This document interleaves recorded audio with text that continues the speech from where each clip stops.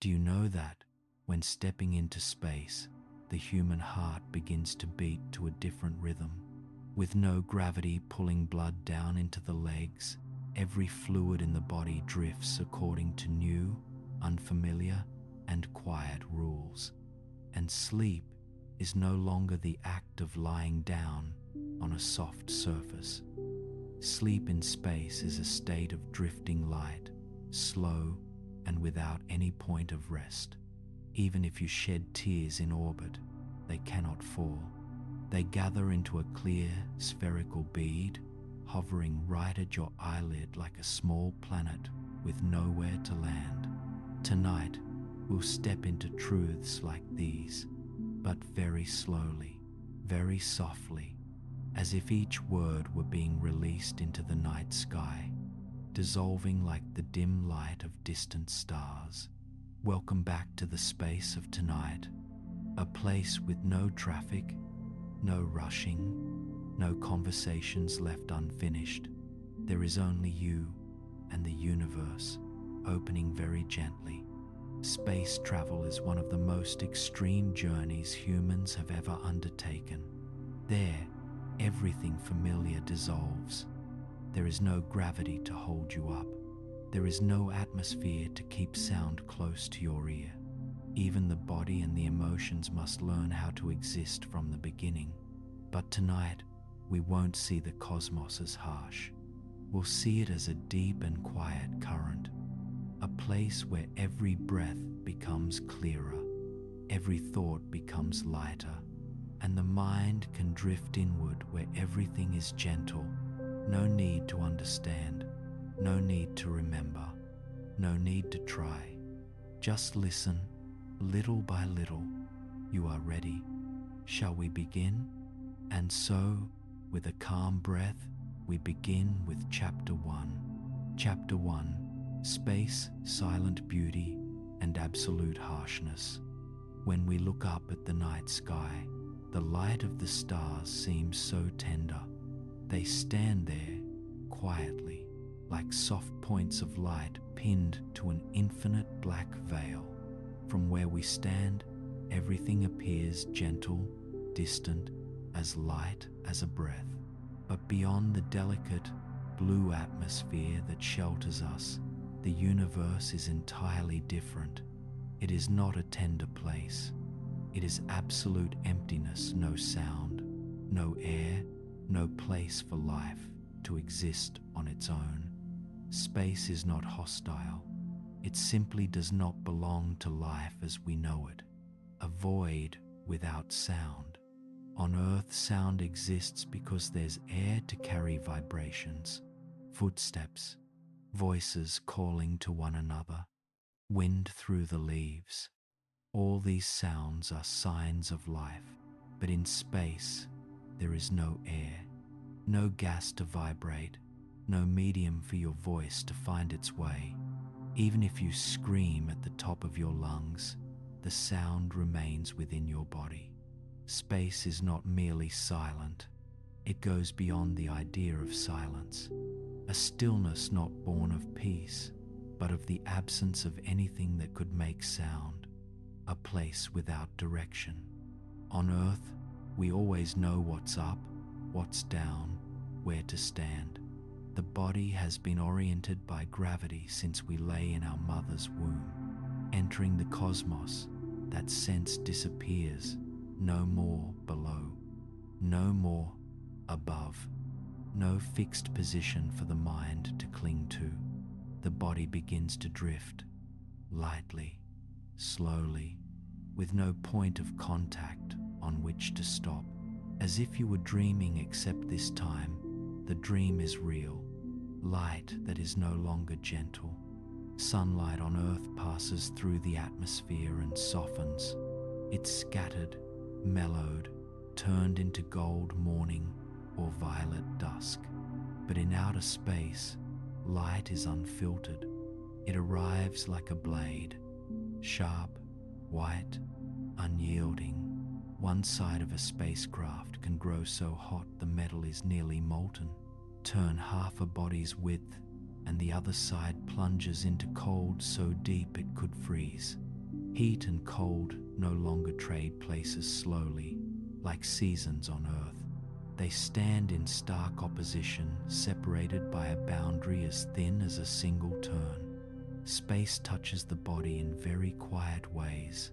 Earth shields us from most cosmic radiation, but once beyond its embrace, radiation passes through. The spacecraft, the suit, and the human body itself, slowly, steadily, not painful, no warning. It snips tiny fragments of DNA, the most delicate stories life tells. Not a danger that strikes at once, but one that accumulates, like a drop of water falling on stone, again and again. And without protection, the body cannot survive. Without pressure, blood would no longer remain liquid, not because of heat, but because nothing is left to hold it in that state. Tears do not fall.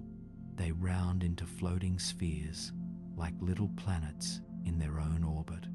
Fire loses its flame shape. It swells into a glowing sphere, no direction, no flicker, no wind. Even the most familiar elements of life, a drop of water, a breath, a heartbeat, a flame, become unfamiliar in space. Yet within that harshness, there is a very deep beauty. Space does not welcome us, but it does not cast us out. It simply remains quiet. A quiet so vast the human heart begins to hear itself. And when an astronaut looks back at Earth from afar, they do not see nations, borders, disputes, or noise. They see a blue sphere, small and fragile, wrapped in an atmosphere so thin it's nearly transparent, a home drifting in an endless universe. And they understand not by thinking, but by a soft feeling deep in the chest.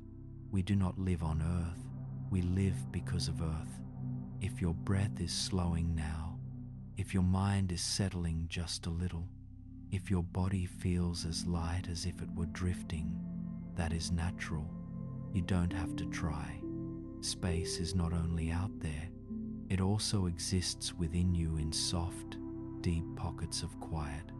We will go on, slowly, gently, to chapter 2, and now, softly, we continue into chapter 2. Chapter 2, the body when gravity is gone. Imagine you are standing. Without thinking, you know your feet touch the ground. You know you have weight.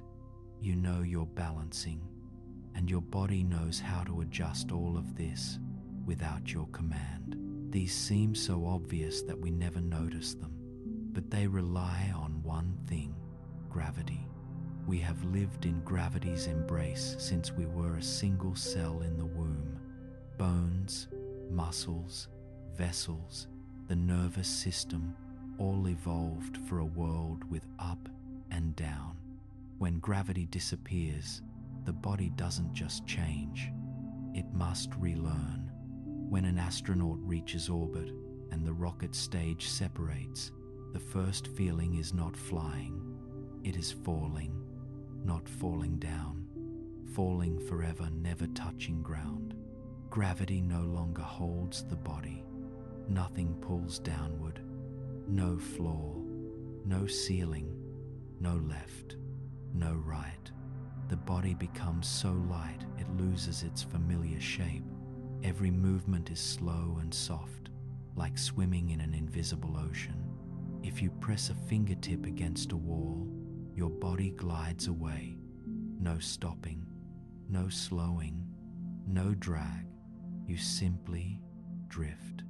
For most, it's beautiful, but strange, and sometimes a little sad. The first visible change is in the face. On Earth, gravity draws blood to the legs. The heart must pump against that pull to reach the head. In space, blood no longer falls. It rises into the upper body. Cheeks fill, eyelids puff. The voice may sound a bit nasal, as if the body were quietly asking, "Where are we?" Blood changes course. The heart changes how it pumps. Vessels change how they constrict. No voice orders it. No consciousness controls it. Everything happens quietly in the depths of the unconscious. Like a song the body has long known but now must play in a new key. The spine, the body's main pillar, also begins to change. Without gravity's compression, the vertebrae gently separate. A slow, extended motion, tender as breath. Many astronauts grow a few centimeters taller, not painful, but unfamiliar, as if the body was seeking a new shape for itself. Next, bones and muscles. On Earth, bones are strong because they bear weight. Muscles are powerful because they lift, push, run, and balance. In space, there is nothing to push against. No heavy, no pressing, no load. So muscles and bones begin to conserve energy. They shrink. Without training, bones lose density. Muscles atrophy, not because the body is weak, because the body is wise. It always adjusts to suit its environment. The human body is not stubborn. It adapts gently and steadfastly. The inner balance system in the ear suddenly loses its bearings. On Earth, the inner ear relies on gravity to know up from down. In space, that signal disappears. The brain asks, "Am I upright or upside down? Am I moving or still?" The eyes say one thing, the ears say another. The brain has to choose which to trust. And in the first days, many astronauts can do nothing but close their eyes and breathe, waiting for the brain to relearn the world, relearn sensation, relearn orientation, relearn where I am within a three-dimensional space without up or down. And then something miraculous happens. The brain does it. It creates a new map, a new system, a new way of sensing space. Light, slow, unhurried, like water finding its path. And then there is sleep. On Earth, we lie down. The body is supported. We feel our weight even with eyes closed. In space, you cannot lie. You cannot tilt your head down or up. You can only drift. Astronauts strap themselves into sleeping bags fixed to a wall so they won't float off into the darkness of the module. And they sleep like a seed, drifting slowly through a colorless expanse. Not heavy, not tipping, not sinking, not floating. Sleep is no longer falling into a bed. Sleep becomes a going into oneself, a sleep with no laying your back down, only an inward release. All of this reminds us, the body isn't a fixed shape, it's a story rewriting itself day by day. In space, the body becomes as light as a thought, as if it were asking us a very gentle question. If gravity doesn't hold us, who are we? Some changes can be measured by instruments: heart rate, bone density, muscle mass, fluid distribution. But some can only be felt by the heart.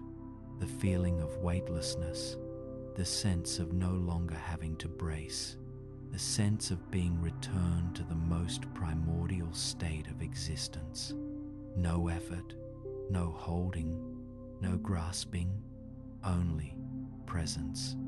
And sometimes that very moment, drifting in space, feels like the moment we come closest to our own soul. Light, pure, open, like a long breath you've just released. Now then, if you wish, you can try that feeling right here on Earth. No need to fly, No need to leave the planet. Just let your shoulders drop a little, unclench your jaw. Let one breath be longer than usual. Close your eyes and imagine you no longer have to hold your body up. Nothing to carry, nothing to resist. No need to stand firm on any ground. You are simply drifting, light, very light and safe, in your very own sky. Gently, we drift onward into Chapter 3. Chapter 3, Sleep and Dreams in Space. Close your eyes for a moment and recall the feeling of lying down, how the bed receives your weight, how the shoulders release, how the spine eases into something soft, how awareness slowly dims like a door closing very softly. On Earth, sleep always pairs with gravity. We are used to being held, supported, placed somewhere specific, but in space, sleep no longer begins by lying down. Sleep begins by drifting. Inside the spacecraft, there is no above or below, no bed, no floor, no ceiling. The body doesn't tip, it doesn't fall. It also isn't supported. It hangs like a drop of water floating in air. To sleep, astronauts step into a sleeping bag fixed to a wall or the ceiling or any surface. But truly, surface is only a sign, a point of reference, something we keep so the mind feels less lost. When they zip the bag up, the body becomes a tiny seed drifting in the dark, weightless, without resistance, pulled by nothing, pushed by nothing. The body doesn't need to let go. It already has. In that state, the breath becomes the only audible sound, slow, even, warm. A breath no longer drawn down into the lungs by gravity, but gliding in and out like a faint curl of smoke. The heartbeat grows clearer, not masked by the sounds of life, with only the vast quiet of space as backdrop. In that darkness, sleep is not just rest. Sleep becomes a homecoming, and then the dream. Dreams in space are not like dreams on Earth, because the body has no point of contact. The unconscious lacks the ground of up, down, going, standing. Astronauts describe their dreams as dreaming in water, like passing through a transparent ocean without feeling skin or water, only a very slow, soft motion, no beginning, no end. Some dream of floating over their childhood city, not soaring fast, not shooting upward, but drifting across it like a cloud. Some dream of childhood rooms, light coming through a window, dust motes suspended in a sunbeam, turning slowly just like the view from the station. Some dream of a familiar call, not words, but the feeling of a voice. Space does not steal human dreams, it deepens them. But sleep in space isn't only reverie, it is survival. While awake in weightlessness, the brain works to orient, muscles constantly adjust, the heart finds a different way to pump, a subtle tension hums through the system, even if you don't feel stressed in the ordinary way. Sleep becomes the time when the unconscious repairs everything, consolidating memory, processing emotional strain, balancing hormones, mending neural architecture, re-establishing internal equilibrium, reminding the body there is still a home within. Without sleep, the mind is not merely tired, it loses orientation. Emotion grows fragile, memory scatters, consciousness feels as though it's drifting too far from where it belongs. And in space, where error is unforgivable. Sleep isn't a luxury. Sleep is the doorkeeper that keeps the mind from dissolving. On some nights, astronauts don't dream of the cosmos. They dream of weight, the feeling of placing a foot on the ground, of being received by a mattress, of the body having edges, of above and below, of a place to touch the world. They dream of things we have every day and seldom realize how precious they are. In the darkness of the module, with the life support fans whispering like a tide, their minds drift to the farthest place we know and also the nearest.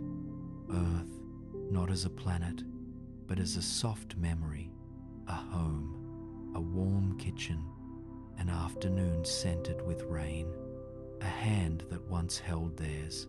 Sleep in space doesn't carry people away from home. It takes them back.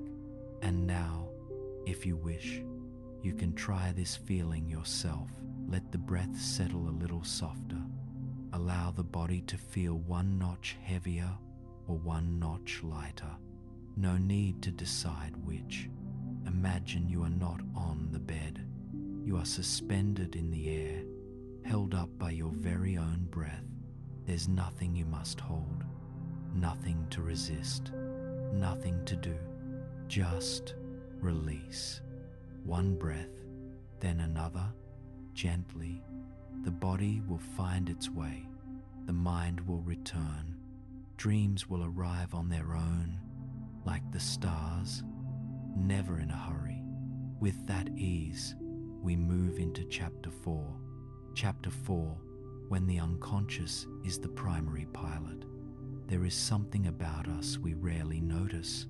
Most of what we do each day isn't controlled by consciousness. When we tie our shoes, we don't think it through. When we lift a cup, we don't pass each motion. When we climb a step, our feet automatically adjust force, angle, balance. We think we control the body, but most of the time, we are only witnessing it run itself. Consciousness is a flashlight beam on a tiny spot. The unconscious is the whole night sky, vast, deep, alive with movements we cannot see. On Earth, this unconscious has been trained for years. It knows how to walk, to stand, to balance, to lift and place the hand, to raise the heart rate when we run, to deliver sleep when the body tires.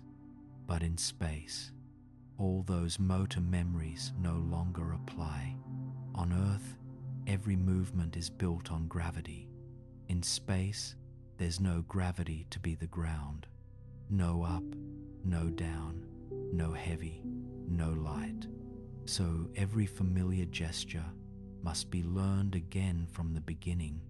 When an astronaut reaches out to nudge a light object across the cabin, the unconscious still believes it's on Earth.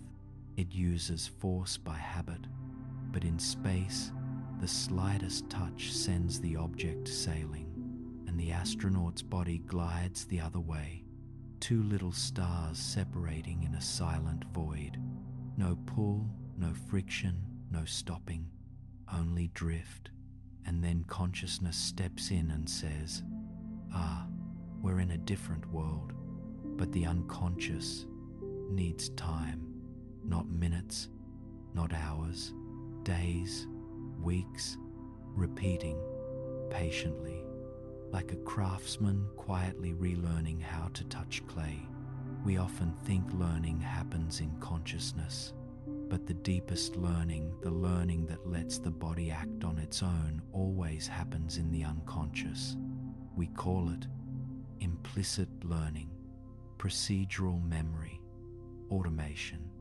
On Earth, it keeps us alive without exhaustion. In space, it keeps us from dissolving into sensory chaos. And it isn't only muscle that learns again. Emotion learns again too.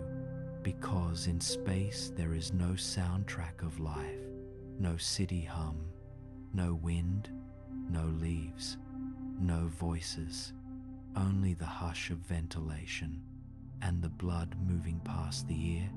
In that quiet, the smallest feelings are amplified. A tiny memory can swell into a bright region in the mind. A light longing can become a river that does not end. And then the unconscious keeps time for the heart. It remembers who you are. It remembers where you have been. It remembers the feeling of home. Even when consciousness is busy watching the stars, the unconscious whispers, "We haven't left, we are still here." Astronauts often report this. When they sleep in space, sometimes they dream of weight, of stepping down a front stoop, of the foot meeting ground, of the knee softening to receive force, of belonging to the earth. A feeling so ordinary we never notice it, but in space, it becomes a dream so beautiful it aches. The unconscious keeps that memory, like a tiny flame that never goes out. Sometimes the unconscious gives direction. Sometimes it gathers the mind in its arms when tired. Sometimes it reminds us that we have been safe and held and happy. And in space where there is no one to lean on but oneself, the unconscious is the gentlest companion. It does not speak, does not demand, does not explain. It simply keeps us alive, quietly, slowly, sturdily, like the heartbeat, pulsing even when we pay it no mind.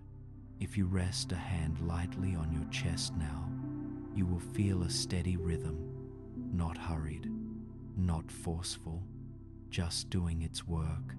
That rhythm is the unconscious, the body's deepest wisdom, the part of you that lived before you could speak and will go on living through tonight's dreams. You don't need to control it. You don't need to try. You don't need to remember. Only trust that you are being held, as astronauts are held in the endless dark, not by gravity, but by a quiet breath. With gratitude for that quiet, we step into Chapter 5. Chapter 5, the survival machine, when the unconscious keeps life going. In space, there is nowhere for the body to brace, no ground to stand on, no atmosphere to cradle the lungs with each inhale, no horizon for the mind to follow and find its bearings. And in that environment, something miraculous occurs. The unconscious becomes the only true guide. It does not speak in words. It asks for no attention. It simply works, quietly, precisely, patiently, as if it were born for circumstances that cannot be predicted. Breathing like a river. On Earth, we breathe without thinking about breathing. In space, each breath carries more meaning. The air around you does not arrive naturally. It's made, filtered, maintained, regulated by a complex mechanical system. And yet, the body does not panic at such artificiality. It adjusts, adapts, and finds softness in what is unfamiliar. Astronauts often say that in the stillest moments, they can hear their own lungs, an even, gentle sound like wind skimming leaves.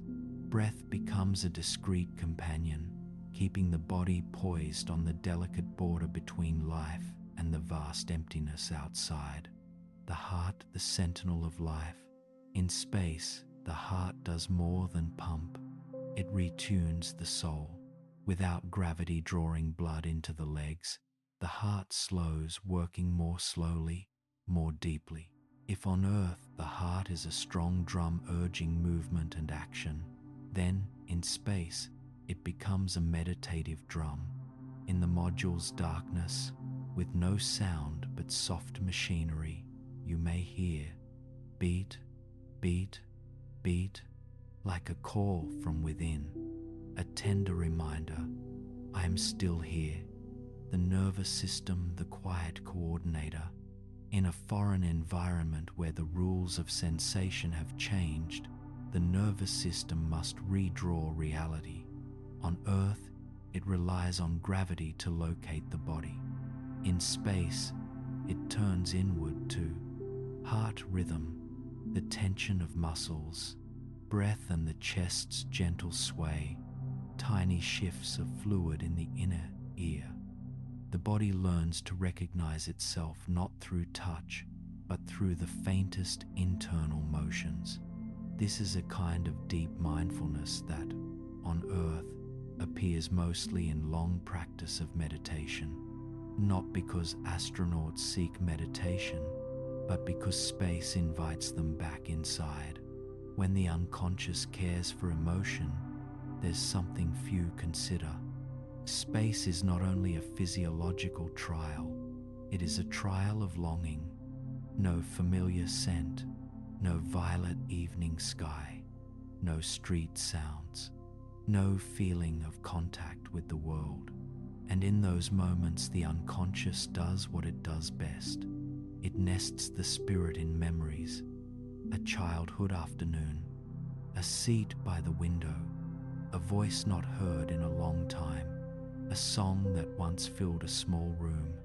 The unconscious brings these out, not to hurt you, but to let you remember gently, like a thin blanket laid over memory, not so thick as to smother, not so thin as to chill, just enough to remain yourself. When humans face themselves, space is not noisy. There is no urban tempo to hide in, no crowded work to stuff the mind, no stream of information to make us forget how we feel. Its quiet is like a mirror. It does not tell you anything. It simply reflects what has always been there. Without the outer world to busy us, we begin to listen to the inner one.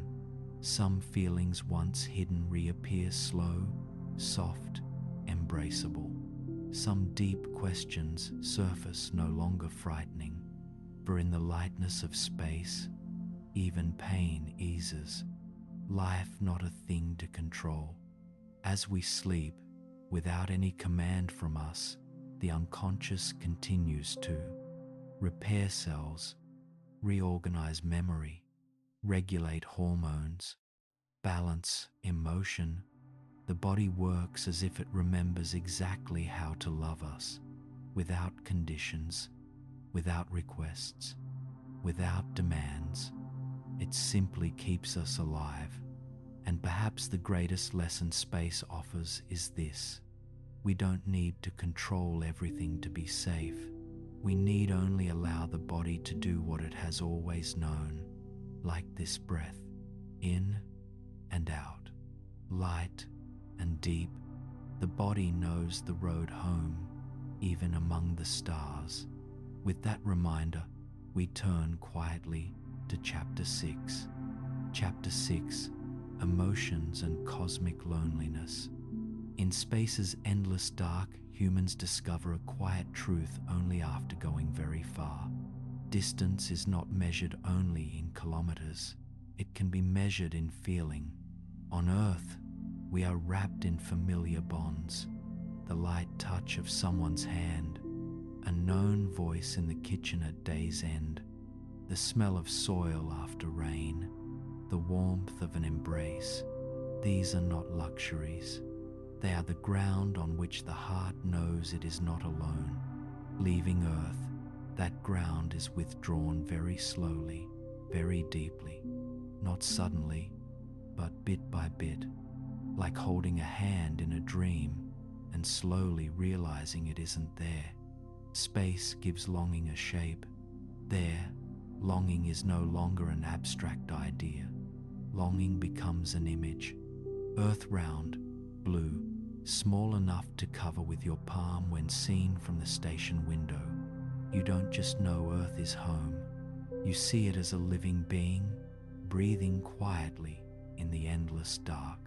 The atmosphere, rarely a conscious thought, appears as a thin, soft, blue ribbon, so fragile that imagining its absence for a moment is to imagine life vanishing with it. In that moment, astronauts understand what only the far-traveled can. Earth is not only where we live, Earth raised us. Loneliness is not the absence of people, it is the absence of a familiar sky. On Earth, when lonely, we can go outside, look up, or walk to the shore, or simply stroll a street with passers-by. In space, you can look out, but there is no sky, only a depthless black, not the city's midnight. Absolute black, no perch for the eye, no depth, no direction. And in that black, you realize humans were born for a world with a horizon. When the horizon disappears, the mind must learn to find forward from within. The unconscious becomes the heart's refuge. Some nights, when the module is perfectly still, when the work is done, when the body floats in a sleeping bag, when the light fades like an artificial sunset, that is when the unconscious opens its door. Memories don't flood in loudly, not a violent wave. They arrive as a thin light, a family meal, a road once walked in sunshine, a song heard in childhood, the scent of someone once loved. Space doesn't try to make astronauts miss Earth. It simply has nothing to replace Earth. So the unconscious brings Earth not as images but as feeling, a feeling called belonging. Loneliness and peace are two sides of the same door. When outer noise is gone, the inner voice can be heard. On Earth, many fear silence because, in silence, we must face ourselves. Unfinished wishes, unanswered questions, untouched hurts. In space, there is no escape from this. And then something strange happens. Feelings are no longer problems to solve. They become things to see, to hear, to touch lightly. Loneliness is no longer a pit. It becomes a calm sea. And on that sea, we begin to understand ourselves. The moment almost all share the overview effect. Many astronauts describe the same moment without planning it. They look at Earth from afar and feel their hearts soften, not because Earth is beautiful, because Earth is alive. And within that beauty, a gentle truth opens. No borders, no divisions, no us and them. All of us are one. Loneliness dissolves into the deepest connection we've ever felt, connection with life itself. And then, loneliness becomes a tender reminder that we are small, that we are fragile, but we can love. And it is love, not technology, that brought humans to the stars.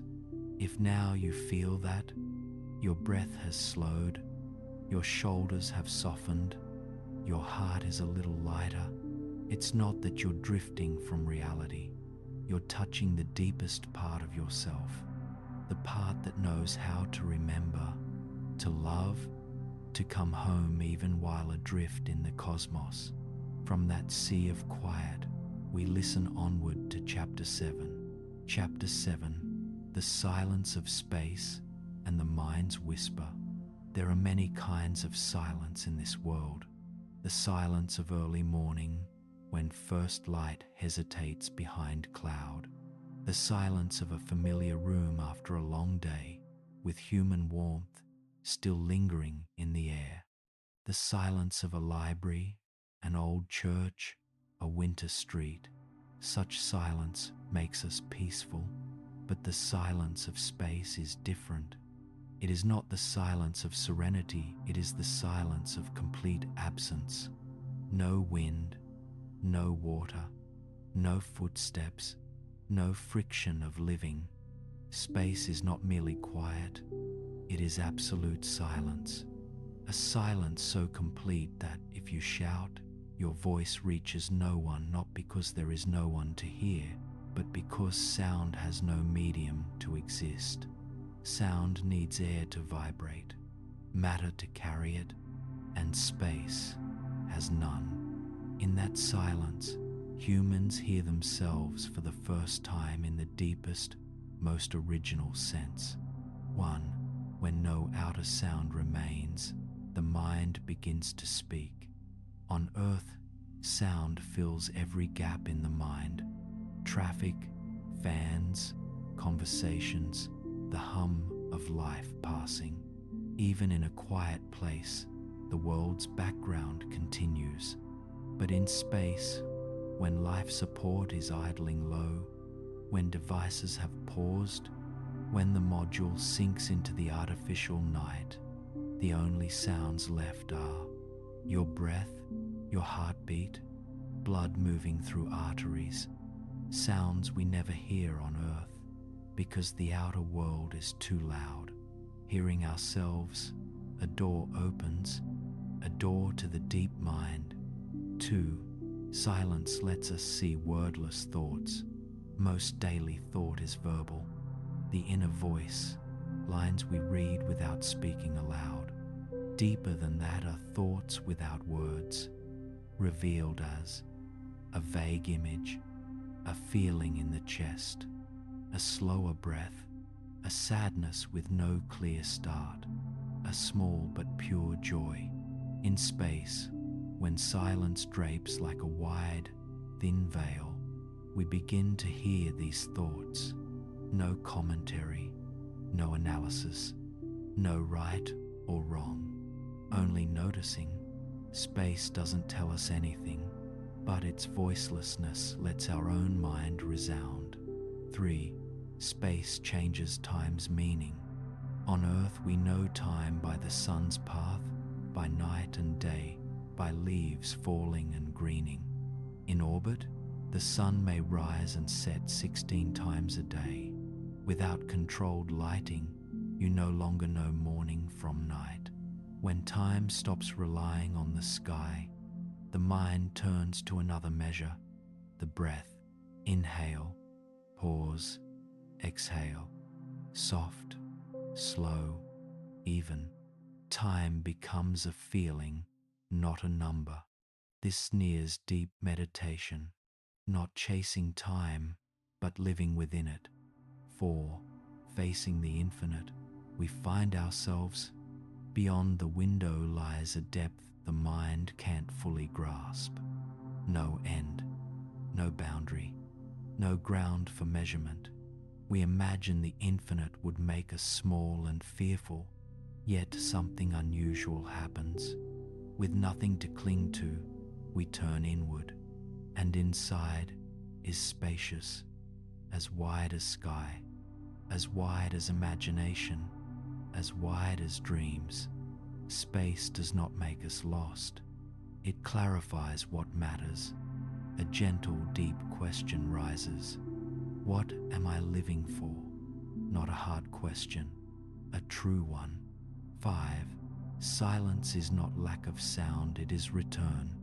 In spaces quiet, many realize for the first time, I have been running too fast, trying too hard, holding too much, and in that same quiet they see, small things hold the heart entire. A laugh, a name to call, a room with warm light, an ordinary afternoon. Space has none of these, but memory does, and memory, this is home, not where we stand, where the heart knows to return. 6. If your mind is slowing now, if the breath is softer, the chest gently widening, the shoulders unspooling, you aren't sleepy from fatigue. You're returning to your most natural state, a state you've had for a very, very long time, before speech, before thought, before worry. The state of quiet presence, slow, gentle, complete, where the mind needs to be nothing but itself. With that presence, we ease into Chapter 8. Chapter 8, when gravity vanishes, the body learns to live anew. Throughout life on Earth, we never have to learn to belong to gravity. It is there from the first instant of life. It gathers the body in. It keeps the soul within a human shape. No one teaches us to stand. The body knows. No one teaches us to fall. Gravity does. No one teaches us to feel our own weight. Muscles and bones study it daily, in silence. We grow up in Earth's arms without awareness, effort, or thought. But when humans leave Earth, when they enter weightlessness, even the basics of existence must be relearned from the start. The body loses the sense of where am I? In weightlessness there is no up or down, no floor to stand on, no ceiling to look toward, no fixed position to anchor the body. At first, the mind is confused. The body asks, am I tilted or upside down? The brain answers, I don't know, not because the body is weaker, but because all orientation signals have changed. The inner ear, the keeper of balance, relies on gravity to report direction. When gravity is gone, the inner ear falls quiet. In that quiet, the body must choose a new way to know itself. It shifts to breath rhythm, spatial memory, and tiny muscular motions. The body becomes an apprentice, the unconscious, a patient teacher. Movement shifts from push to drift. On Earth, every step begins by pressing against the ground. We push the earth pushes back. That's motion's basic law. In space, there is no earth to push. To move, you need only tap a surface with a fingertip. The slightest contact sends you gliding like a leaf on still water. No more steps, no more lifting feet, no heaviness, only pure inertia, soft, round, slow, soundless.